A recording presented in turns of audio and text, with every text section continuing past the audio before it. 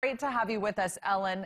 It seems that the U.S. is pushing ahead with its meeting with North Korea without much input from its strongest ally in Asia, which is Japan. What did Japan get out of this meeting? Well, if you look at the specific list of issues that divide the two countries, Mr. Abe gained only one victory of sorts, and that is the very public and very firm commitment on the part of President Trump to raise the issue of abductions when he meets with Kim Jong-un. Americans don't know a lot about this, but it's a very big issue in Japan and very important to Prime Minister Abe, who, as you know, is faced with certain accusations and scandals at home. But on a broader level, I think that the decision about North Korea and summits and so on probably has a lot of lower level communication that we don't necessarily know about. The U.S.-Japan alliance is the bedrock of U.S. policy in Asia, and I think President Trump made that quite clear. He also showed, and this is another victory I would argue, that he admires Prime Minister Abe. Prime Minister Abe used the name Donald several times. This has a history going back to the Reagan administration. The Japanese, this signals a closeness to the American president. And I think there's clearly good chemistry between them.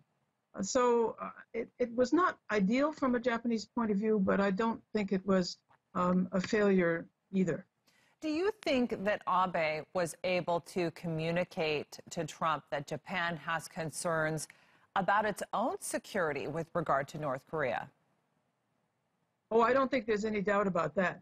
But Japanese officials at all levels have been communicating that for a long time. Let's not forget that a North Korean missile flew right over Japanese territory in the past, and the geography alone indicates how crucial it is for Japan's own security that there be stability on the Korean peninsula. I'm pretty sure that communications among our military officials and political officials are really in agreement about that.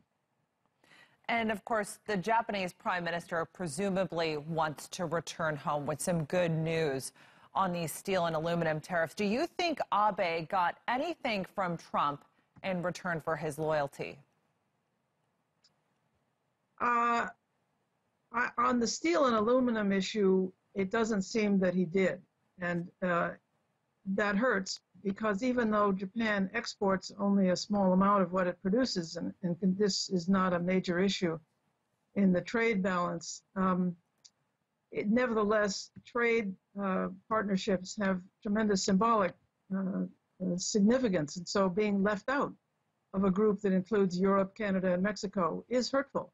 But as a former trade official myself, I can tell you that the devil is in the details. There are many, many different kinds of steel, and we haven't really seen which ones are going to be hit the most and which ones Japan produces.